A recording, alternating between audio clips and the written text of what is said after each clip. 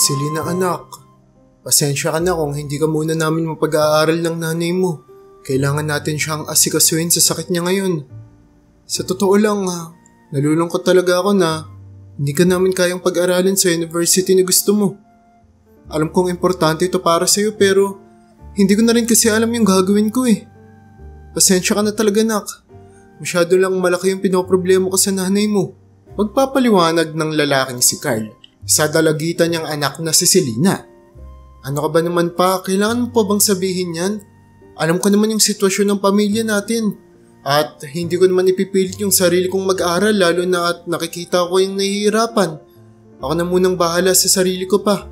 Gagawa rin po ako ng paraan para makatulong po ako sa inyo. Sa ngayon, si mama na lang po muna yung problemahin natin. Siguradong nahihirapan na siya sa sitwasyon niya. Huwag na po natin siya bigyan pa ng alalahanin. Buong kababaang loob naman ang sagot ni Selena sa kanyang tatay. Nagkataon kasi na pagka-graduate ni Selena sa high school ay doon naman nila nalaman na mayroong iniindang sakit sa bato ang kanyang nanay na si Christina. At hindi lang ito normal na sakit dahil kinakailangan ito ng operasyon at matagalang maintenance. Kaya naman sa loob ng mga panahong ito ay nananatili lamang na nakahiga sa kama si Christina habang walang magawa sa mga problema ng kanilang pamilya. Pasensya ka na nak, nagkasakit pa ako. Wika ni Christina sa kanyang anak habang nakikinig ito sa usapan ni Selena at ng kanyang tatay na si Carl. Naaawa naman na tumingin si Selena sa kanyang nanay. Ma, huwag mo namang sabihin yan. Ang pinaka-importante dito yung kalusugan mo. Anong gagawin ko kung makapag-aral ako tapos mahihirapan ka naman dito? Matanda naman na ako ma. Kaya ko nang gumawa ng paraan para sa inyo ni Papa. Pagpapalakas ng loob ni Selena sa kanyang nanay. Naluluwa naman si Christina na tinititigan ng kanyang anak. Sa katunayan kasi niyan ay matagal niya ng pangarap para kay Selena ang makapagtapos. Sa pamilya kasi nila at sa pamilya ng asawa niyang si Carl ay wala ni isa sa mga ito ang nakapagtapos ng pag-aaral. Kaya naman pakiramdam niya ay ito ang isa sa pinaka-imposibleng makamit ng kanilang angkan at ginagawa niya ang lahat para makapag-aral si Selena hanggang sa dumating nga ang ganitong problema. Maya-maya pa nang makaalis si Selena sa hospital ay agad naman siyang gumawa ng paraan para makapaghanap ng trabaho. Kinausap at tinawagan niya ang kanyang mga kaibigan kung meron ba itong alam na pwede niyang pasukan. Nasa bahay lamang siya nila noong mga panahong ito. Nag-iisa at gumagawa ng paraan kung paano siya makakahanap ng pera. Hanggang sa may isang tawag ang magpapabago sa kanyang kapalaran. Hello, Selena? Wika ng kaibigan niyang si Eman mula sa kabilang linya. Oh, Eman, kumusta? Anong sa atin? Sagot naman ni Selena sa kanya. Nabalitaan ko kasi na naghahanap ka daw ng trabaho. Hindi ko alam kung magugustuhan mo tong sasabihin ko. Pero parang pinaghalo kasi itong good news at bad news. Sagot ni Eman sa kanya. Napakunot naman ang noon ni Selena. Iniisip kung ano bang sasabihin ng kanyang kaibigan. Oh Eman, naghahanap ako. May alam ka ba? Tanong nito. Kasi meron akong alam. Kaso nga lang, baka hindi mo gustuhan pero okay naman yung sahod. Wika nito sa kanya. Sige okay lang, ituloy mo. Kahit ano, handa akong pasukin ngayon para kay mama. Pagmamadali ni Selena sa kanyang kausap. Naghahanap kasi yung boss ng kuya ko ng janitor para sa kanilang kumpanya. Pero huwag ka mag-alala, hindi lang naman yun parang janitor. Ikaw rin yung magtitimpla ng kape ng mga empleyado doon. In short, hindi lang puro linis yung gagawin mo. Pwede ka ring utusan na mag-print at marami pang iba. Pagpapaliwanag ni Eman. Napatigil naman si Selena. Alam niya kasi na hindi ito ang trabaho na para sa kanya. Pero gipit na ang sitwasyon niya. Pasensya ka na, Selena ha. Alam ko na ikaw yung isa sa pinakamatalino sa batch natin. At alam ko naman na ayaw mo ng ganitong trabaho. Nalaman ko lang kasi talaga na naghahanap ka ng trabaho. Kaya sinusubukan ko lang makatulong. Magpapatuloy pa ni Eman. Pinilit naman ni Selena nang umiti. Iniisip niya na ito na ang biyayang matagal niya nang hinihiling. At hindi niya nasasayangin pa ang oportunidad. Naku Eman, maraming salamat talaga. Alam mo naman, ang hirap maghanap ng trabaho kapag hindi ka nakagraduate. Saan ba ako pwedeng magpasa ng resume? Agad na tanong ni Selena. Nagulat naman si Eman sa kabilang linya. Seryoso ka ba? Tatanggapin mo yung trabaho? Kung sa resume naman, wala nang magiging problema. Kakausapin ko na lang si kuya at siya nang magpapasok sa'yo sa kumpanya. Sagot ni Eman sa kanya. Sagot ni Selena habang humihigop ng kape sa isang baso. At saka alam mo naman na masyado na akong desperado ngayon para kay mama. Kahit na ano pa yan, papasukin ko para gumaling lang siya. Kaunting pagtitiis lang naman to para sa kalagayan ni mama eh. Maraming salamat talaga Eman ha. Muli pang pagpapasalamat ni Selena at binaba na ang tawag. 2 araw simula noong makausap niya ang kanyang kaibigan na si Eman, ay tuluyan na nga ring natanggap si Selena sa kumpanya na sinasabi nito. Sa tulong ng kuya ni Eman, ay hindi na rin siya nakapagpasa pa ng resume at agad siyang tinanggap. Nang makapunta siya sa kumpanya, ay nakita niya ang isang napakalaking gusali na kung saan meron itong 10 mga palapag at sa bawat mga palapag na ito ay may mga receptionist at nagtatrabahong mga empleyado. Habang tinitignan ni Selena ang buong kapaligiran, ay natatawa naman sa kanya ang kuya ni Eman na si Joshua. Huwag kang mag-alala Selena, hindi naman ipapalinis sa'yo lahat ng floor na to. Doon ka lang naman matutuwa sa 10th floor, doon sa opisina ng CEO ng kumpanya, si Boss Martin. At huwag kang mag-alala, mabait yun. Siguradong hindi naman mabibigat yung mga trabahong ipapagawa nun sa'yo. Pagpapakalma ni Joshua kay Selena. Tumango naman si Selena at nahihiyang umiti kay Joshua. Salamat po talaga ha. Kailangan ko po kasi talaga ng trabaho ngayon. Hinawakan naman ni Joshua ang balikat ni Selena. Tama na nga sa pagpapasalamat mo. Hindi mo kailangang magpasalamat ng paulit-ulit. Masaya kami ng kapatid kong si Emma na makakatulong kami sa iyo. Ngiti nito. At pagkatapos ay pumasok na sila sa elevator. Pupunta sa 10th floor kung saan nandun si Sir Martin, ang lalaking pagsisilbihan ni Selena. By the way Selena, ilang taon ka na pala? Tanong ni Joshua sa kanya. 18 po. Kay 18 ko lang po last month. Sagot naman ito. Ay, oo nga pala, nalimutan kong kasing edad ka pala ng kapatid ko. Grabe no? Kaka-18 mo pa lang, ang laki na kagad ng problemang dala-dala mo. Wika pa ni Joshua at tumunog na ang elevator, tanda ng paglabas nila. O ito na, nandyan yung office ni Sir Martin. Hinihintay ka na niya. Kumatok ka na lang at pumasok sa loob. Bili ni Joshua kay Selena bago to iwan sa tapat ng opisina ni Sir Martin. Ilang mga segundo pa nga ang makalipas ay kumatok na sa pinto si Selena. Agad naman siyang pinagbuksan ni Sir Martin. Oh, Selena, right? Selena ang pangalan mo?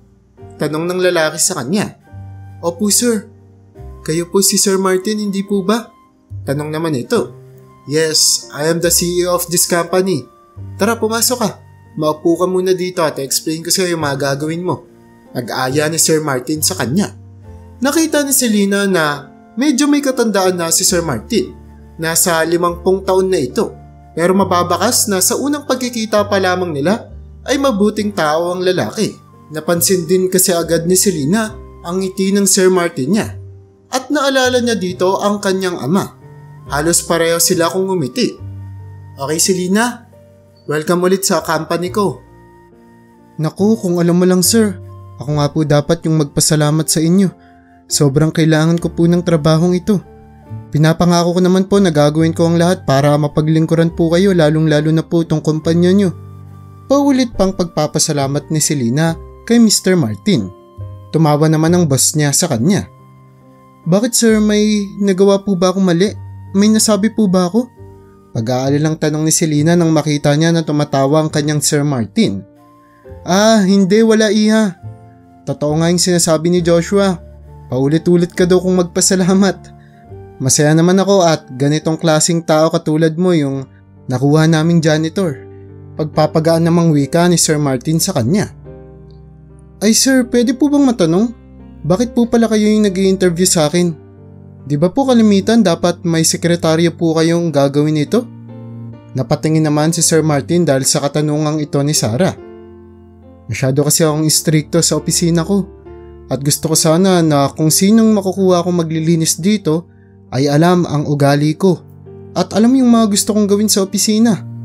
Ayoko kasi na may kahit kakaunting kalat akong nakikita kapag nagtatrabaho ako dito. Kaya pinili kong ako na muna yung mag-i-interview sa mga janitor O janitress na kagaya mo na gustong pumasok dito. Pero teka nga Iha, parang ang bata mo pa. Ilang taon ka na ba? Pagtatanong ng lalaki sa kanya. 18 pa lang po ako sir. Sagot naman ni Selena. Oh, 18 ka pa lang pala. Bakit magtatrabaho ka na bilang janitress? Curious na tanong ng Sir Martin niya sa kanya at doon ay pinaliwanag na ni Selena ang kanyang sitwasyon. Napakabuti mo namang anak. Kung nagkaanak lang din sana ako, siguradong kasing ganda at kasing buti mong tao yun. Natatawang saad ni Sir Martin. Bakit sir, wala po ba kayong anak? Magtatakang tanong ni Selena. Ay, pasensya na po kung masyado pong nagiging personal yung mga tanong ko. Dagdag pa nito. Wala yun. Oo, wala akong anak. Ang tanging anak ko lang ay itong kumpanyang to. Kaya dito ko na nagugugol lahat ng oras at panahon ko. May asawa naman ako, si Mary. Ngunit, hindi rin kasi kami ayos ngayon eh. Hindi ko alam kung gusto niya na bang makipaghiwalay o ayaw niya lang akong makita. Hinahayaan ko na lang. 20 taon na kaming magkasama. At ngayon lang kami nagkaroon ng ganitong problema. Pagpapaliwanag ni Sir Martin sa kanyang sitwasyon. By the way, Selena. Tapos sir, ano pong sunod kong gagawin pagkatapos nun? Pagtatakang tanong ni Selena. O nga pala no. Well, okay na. Pwede ka nang magpahinga. Tatawagin na lang kita kung may kailangan ako sa office. Ganun na lang siguro. Sagot naman ni Sir Martin sa kanya. Nawala naman ang lahat ng takot at pangamba na nararamdaman ni Selena dahil inakala niya na ang kanyang boss ay magiging istrikto at papagurin siya sa araw-araw. Lalo na at janitor ang pinapasukan niyang trabaho. Pero laking gulat niya na napakabuti nitong tao. Nahanda pa nga siya nitong bigyan ng napakahabang oras ng break time. Maraming salamat po talaga sir. Gagawin ko po ng maigi yung trabaho ko ngayon din po. Napangiti naman si Sir Martin dahil sa sinabi ng babae. Napakabata mo pa pero nakikita kong nagliliyab yung mga mata mo. Maging dedikado ka lang sa trabaho mo at siguradong malayong mararating mo. Saad ni Sir Martin at inutusan na si Selena na lumabas sa opisina. Naging masaya naman si Selena sa bagong trabaho na natanggap niya at kahit papaano ay makakatulong na ulit siya sa kanyang mga magulang.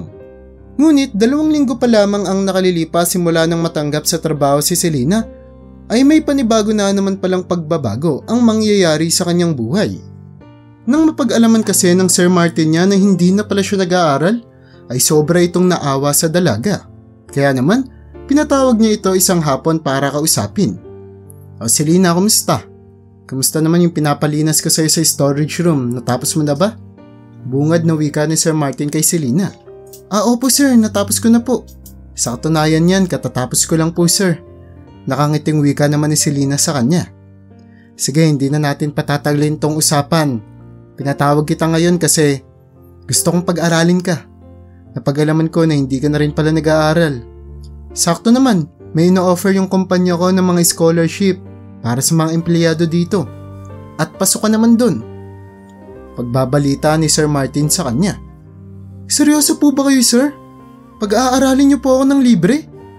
Gulat na wika ni Selena na nanlalaki ang mga mata. Oo naman, bakit naman hindi ko gagawin yun? Anong gagawin ko sa perang to kung alam ko namang mamamatay din ako isang araw?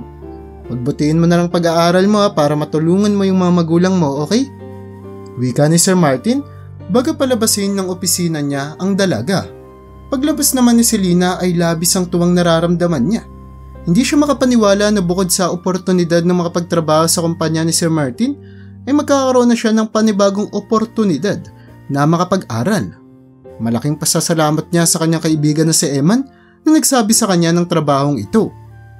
Maya-maya pa, habang naglalakad si Selena papunta sa storage room, nang maalala niyang nakalimutan niya pala doon ang kanyang mga panlinis. Pero sa kanyang paglalakad ay may napansin siya sa basurahan sa tabi ng storage room. Isang itim na bagay. Isang itim na bagay na mukhang hindi naman basura. At nang tignan niya kung ano ang bagay na iyon ay laking gulat niya na isa itong wallet. Pagbukas niya ng wallet ay naglalaman ito ng makakapal na mga pera. Hindi na nga rin nag-isip pa si Selena kung ano ang gagawin niya sa wallet na kanyang nakita. Alam niya kasi na kailangan niya itong ipagpaalam sa CEO ng kanilang kumpanya. Ibibigay niya ito kay Sir Martin. Ngunit, nang pabalik na sana siya sa opisina, ay may napansin siyang mga empleyado doon na nagbubulungan. Hindi naman siya mahilig makinig sa mga usapan ng mga empleyado sa kanilang kumpanya, pero ibang nararamdaman niya sa pagkakataong ito. Kaya naman pasimple siyang umupo sa gilid upang mapakinggan ang pinag-uusapan ng tatlong mga empleyado. Tataas na rin yung sweldo natin. Konti na lang, kapag nagawa ni Mary yung mga plano niya, siguradong ipopromote niya tayo. Wika ng isang lalaking empleyado na nagngangalang Marcus. Oo, wag ka na lang munang maingay. Maghintay na lang muna tayo na magawa ni Ma'am Mary yung mga plano niya. Gawin natin lahat para matulungan siya. Sagot pa ng isang babae na nagngangalang Jezebel. Huy, babaan niyo lang yung mga boses niyo, baka may makarinig sa atin. Mapurnada pa yung plano. Pagsingit naman ni Daniela, ang isa sa tatlong mga empleyadong nag-uusap. Pero laking gulat nila nang mapansin nila na nakaupo pala doon si Selena at may ginagawa sa gilid. Huy, janitor! Anong ginagawa mo dito? Wika ni Marcus nang makita niya na nandun si Selena. Ay, wala po sir. May pinapakuha lang po sa akin si Sir Martin. Babalik na po ako dun. Pagpapalusot naman ito. Talaga lang ha, may pinapakuha? Huwag mong sabihin may narinig ka sa mga pinag-uusapan namin. Huwag ka nang mangialam kung may narinig ka man, naintindihan mo? Pananakot nito sa janitress. Tumango naman si Selena at naiiyak na umalis. Napakabigat ng kanyang nararamdaman dahil alam niya na may narinig siyang isang masamang plano at alam niya na kailangan niyang gawin ng mabuti. Pero masyado pang mahina ang loob niya. Pinoproblema niya pa ang kalagayan ng nanay niya at ayaw niyang masangkot sa anumang problema sa kanilang kumpanya. Lalo na at hindi naman siya nagbabalak na maging permanente dito. Ngunit napagtanto niya na hindi deserve ni Sir Martin niya ang ganoong uri ng mga empleyado, kaya naman naglakas loob siyang katukin ang opisina ni Sir Martin. Sige, pasok ka. Wika nito sa kanya. Sir Martin? Bungad na wika ni Selena na halatang ninenervyos. Napatayo naman si Sir Martin sa kanyang kinauupuan at nilapitan niya si Selena. O iya, okay ka lang ba? Bakit parang namumutla ka? Pag-aalalang tanong niya sa babae. Okay lang naman po ako sir, pero may kailangan po akong sabihin sa inyo. Wika ni Selena. Pinaupo ni Sir Martin si Selena at kinausap ng masinsinan. Ano bang kailangan mong sabihin, Iha? Huwag kang matakot, akong bahala sa'yo. Pagpapalakas niya ng loob sa babae. Una po sir, may nakita po kasi akong wallet sa basurahan sa tabi po ng storage room. Sagot naman ni Selena habang pinapakita ang wallet sa kamay niya. Teka nga, parang kilala ko yung may-ari ng wallet na yan. Gulat na wika ni Sir Martin. Nagulat naman si Selena sa sinabi ng kanyang boss. Talaga po ba? Kanina po tong wallet na to. Napakadami pong laman na pera sa loob. Tinignan ng maigi ni Sir Martin ang wallet at doon ay napagtanto niya na wallet nga ito ng kanyang asawa na si Mary. Kay Mary to ah. Ano ibig sabihin nito? Pumupunta pala siya dito nang hindi ko nalalaman. Teka nga. Kinuha ni Sir Martin ang kanyang cellphone at may tinawagan. Kinausap niya ang receptionist ng kanilang kumpanya upang kumpirmahin kung pumupunta ba doon si Mary nang hindi niya nalalaman. Opo sir, lagi pong pumupunta dito ang asawa ninyo. Ang akala ko po ay alam ninyo yun. Sagot ng receptionist niya sa kabilang linya. Namutla naman ang mata ng lalaking si Martin. Hindi niya alam na tinatraidor pala siya ng kanyang asawa. Nagkakalabuan kami pero hindi ko alam na gagawin niya to sa akin. Wika ni Sir Martin habang seryosong nakatitig sa dingding ng kanyang opisina. Ano pong ibig niyong sabihin sir na gagawin sa inyo? Pagtatakang tanong naman ni Selena. Lagi niyang sinasabi sa akin na gusto niyang kunin yung kumpanya ko. Na may karapatan daw siya dito kasi asawa ko siya. Pero lagi akong tumatanggi. Dahil alam kong mapupunta lang to sa masama kapag nakuha niya yung kumpanyang pinaghirapan ko. Lalong-lalo na ngayon na alam kong may kabit siya. Paiba-iba siya ng lalaki na inuuwi sa bahay nila. Eh kung gano'n naman po sir, bakit hindi niyo pa po siya tuluyang hiwalayan? Curious pang tanong ni Selena. Selena Iha, naniniwala ako sa Diyos. At alam ko na malaking kasalanan yun sa Diyos kapag hiniwalayan ko yung asawang pinangako kong hindi ko iiwan sa hirap at ginawa. Pero hindi ko na alam kung anong gagawin ko sa mga pinagagagawa niya sa akin. Sigurado ako may pinaplano silang malaki. Pag-aalalang wika ni Sir Martin. Oo nga pala sir, may narinig din po akong usapan ng mga empleyado nyo. Sila Marcos po. Narinig ko pong pinag-uusapan nila na may pinaplano po silang gawin sa inyo. Tataas daw po yung sahod nila kapag nagawa po yung plano ni Ma'am Mary nila. Hindi ko po maintindihan pero sigurado po ako sa narinig ko. Pagsumbong pa ni Selena. Nang dahil sa sinabi ni Selena, ay muling napaupo si Sir Martin at tumawag ng isang private investigator. Pinipilit ako ni Mary na gawin to, pero wala na akong magagawa. Kung may pinaplano silang masama sa akin, kailangan ko yun malaman. Seryosong saad nito habang dinadial ang numero ng private investigator na kilala niya. Agad naman silang nakapag-usap sa telepono at matapos ang kanilang usapan ay kinausap muli ni Sir Martin si Selena. Nagpapasalamat ito ng marami sa ginawang kabutihan ni Selena at binalik niya pa ang wallet kahit alam niya na naglalaman ito ng makakapal na pera. Wala po yun sir. Napakaliit na bagay po niyan para sa mga kabutihang ginagawa niyo po sa akin. Sana po makatulong ako. Sagot naman ni Selena nang nakangiti. Sa loob-loob ni Selena ay nag-aalala siya sa kalagayan ng kanyang Sir Martin. Kaya naman hindi niya ito maiwasang ikwento sa nanay niyang nakaratay sa ospital. Paano kung may binabalak pala talaga silang masama kay Sir Martin? Hindi ko po alam ang gagawin ko kapag may nangyaring masama sa kanya. Pag-aalalang wika ni Selena sa nanay niya na si Christina. Huwag kang mag-alala nak. Hindi papabayaan ng Diyos ang mababuting mga tao. Magagawa niya yan ng paraan. Pagpapalakas naman ng loob ni Christina sa kanyang anak. Sa tulong kasi ni Sir Martin at sa perang kinikita ni Selena, ay paunti-unti na rin gumaganda ang kalagayan ni Christina. Kaya naman, malaking utang na loob ang tinatanaw ni Selena para sa kanyang boss at handa niyang gawin ang lahat para matulungan ito. Sa kabilang dako, pinayuhan naman ng private investigator si Martin na wag munang aalis sa opisina. Hanggat maaari ay nag-hire din sila ng 2 mga bodyguards na titingin sa bawat mga kinikilos ni Sir Martin at ng mga taong nakapaligid sa kanya. Maging ang mga pagkain niya ay tinitikman muna ng mga bodyguards para malaman kung may lason ba ito. Sa ganitong paraan kasi ay mapoprotektahan nila si Sir Martin habang wala pang lumalabas na resulta sa investigasyon. 1 linggo pa ang makalipas ay dumating na ang private investigator ng personal kay Sir Martin at doon ay napag-alaman niya na may binabalak nga ang kanyang asawa sa kanya para makuha ang kumpanya niya. At kasabot nito ang sarili niya pang mga empleyado. Anong ibig sabihin gusto kong ipapatay ng mga empleyado ko? Gulat na tanong ni Sir Martin sa private investigator. Well, yun yung lumabas sa pag-iimbestiga ko. Nakakuha ako ng source mismo sa opisina mo at napag-alaman ko na may iilan kang mga empleyado na gusto kang mamatay.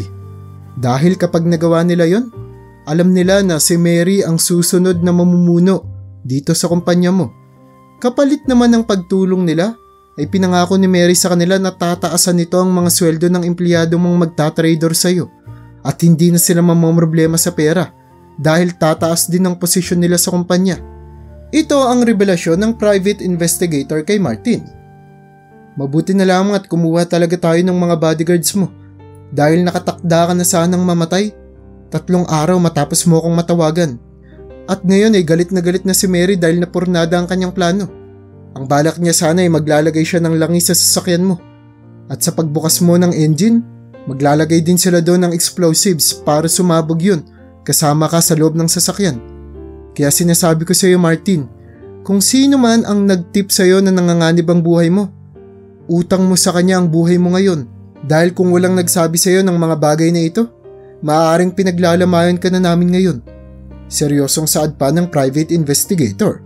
At doon ay biglang pumasok sa isipan ni Sir Martin ang ginawa ni Selena. Laking pagpapasalamat niya sa babae nang mapagtanto niya na dahil pala kay Selena ay buhay pa siya ngayon. Pero bago niya pasalamatan ng dalaga ay gumawa muna sila ng mga hakbang kung paano mapapanagot ang kanyang asawa at mga empleyado niyang nag-trader sa kanya upang mamatay siya. Kumalap sila ng lahat ng mga impormasyon at ebidensyang pwede nilang makita na may papakita naman nila sa husgado at maparusahan ng mga kriminal na ito. Sa huli ay napag-alaman ngang guilty si Mary sa pagplanong pagpatay sa sarili niyang asawa para makuha ang kumpanya at mga ari-arian nito. Kaya naman, kasama siya at ang iba pang mga empleyado, nahatulan sila ng ilang mga taon na pagkakakulong. At nang matapos na nga ang mahabang proseso ng pagkakaso sa sarili niyang asawa, ay hindi naman nalimutan ni Sir Martin na pasalamatan si Selena. Isang araw pumunta si Sir Martin sa ospital kung saan nakaratay ang nanay nito na si Christina upang ibalita ang isang nakatutuwang balita sa kanila. Ma, Papa, ito po si Sir Martin. Siya po yung boss at CEO sa kumpanyang pinagtatrabahuan ko. Gusto niya daw po kayong makausap. Pagpapakilala ni Selena sa kanyang mga magulang at sa kanyang boss. Agad namang tumayo si Carl upang kamayan si Sir Martin. Magandang umaga po. Salamat po sa pagbisita sa amin dito. Ngiting wika ni Carl. Walang anuman po. Ako nga po dapat ang magpasalamat po sa inyo. Lalo na po dito sa anak niyong si Selena. Di niyo po alam kung paano niyo naligtas ang buhay ko. At by the way, nandito nga po pala yung abogado ko. Wika ni Sir Martin habang pinapakilala ang kanyang abogado. Huwag po kayong magtaka kung bakit may kasama po akong abogado ngayon. Gusto ko po kasi kayong makausap para po sa anak ninyo. Alam niyo naman po siguro na wala akong pamilya na pwedeng pagmanahan ng lahat ng mga ari-arian ko. Kung sakaling mamamatay man at mawawala ako sa mundong to. Paunang pagpapaliwanag ni Sir Martin. Napatingin naman ng seryoso sa kanya si Selena. Huwag niyo naman po sabing mamamatay kayo kagad. Wika nito sa lalaki. Natawa naman si Sir Martin. Pasensya na. Pero ang ibig kong sabihin, gusto ko Selena na sa'yo mapunta ang lahat ng ari-arian maging ang kumpanya ko kung sakaling mangyari man ang araw na hindi natin inaasahan. Kung sakaling magkaroon man ng katulad ni Mary na tao na gustong mamatay ako. Sa ganitong pamamaraan, nasisigurado kong protektado ang mga ari-arian ko, pati na ang pinakamamahal kong kumpanya. Naintindihan mo ba? Laking gulat naman ni Selena sa kanyang mga narinig. Sir, janitress niyo lang po ako. Bakit sa akin niyo po ipapamana lahat ng mga yan? Gulat na tanong ng babae, habang hindi naman makapagsalita ang mga magulang niya. Selena, hindi ka lang janitress. Isa kang matapang na tao na nagligtas ng buhay ko. At napakaliit lang nitong kabayaran para sa nagawa mo sa akin. Kaya pakiusap, tanggapin mo ito. Bukod pa doon, para malaman mo na rin kung paanong mag-handle ng kumpanya. Simula bukas hindi ka napapasok bilang janitress lang. Kasama mo na ako magtatrabaho sa opisina. At syempre, mas mataas na rin yung sasahurin mo. Ngiting pagbabalita ni Sir Martin. Wala naman nang masabi pa si Selena kundi niyakap niya na lamang si Sir Martin habang umiiyak. Paramdam niya kasi sa kanyang boss ay tumayo na itong pangalawang tatay niya noong mga panahon na pinaka nahihirapan siya at nangangailangan ng tulong at hindi niya may paliwanag ang pasasalamat na nararamdaman niya sa kabutihang walang sawa nitong pinagkakaloob sa kanya. Simula nga rin ng araw na iyon ay patuloy lamang na gumanda ang takbo ng pamumuhay nila Selena at ng kanyang pamilya. Sa wakas ay gumaling na rin ang kanyang nanay mula sa sakit nito sa tulong na rin ng pumapasok na pera sa kanila. At napatunayan naman ni Sir Martin na hindi siya nagkamali sa napili niyang magiging susunod na CEO ng kumpanya dahil napatunayan niyang matalino nga ang babae at kayang-kaya nitong magpatakbo ng isang kumpanya. Selena, ngayon sigurado na ako na nasa mabuting palad talaga tong kumpanya ko. Maraming salamat sa tulong mo. Wika ni Sir Martin isang hapon habang nasa loob sila ng opisina. Sir Martin naman, ako po ang dapat magpasalamat sa inyo. Maraming salamat po sa pagmamahal niyo sa akin at sa pagturing na parang anak ninyo ako. Hinding-hindi ko po kayo bibiguin. Naluluhang wika nito habang nakatitig kay Sir Martin.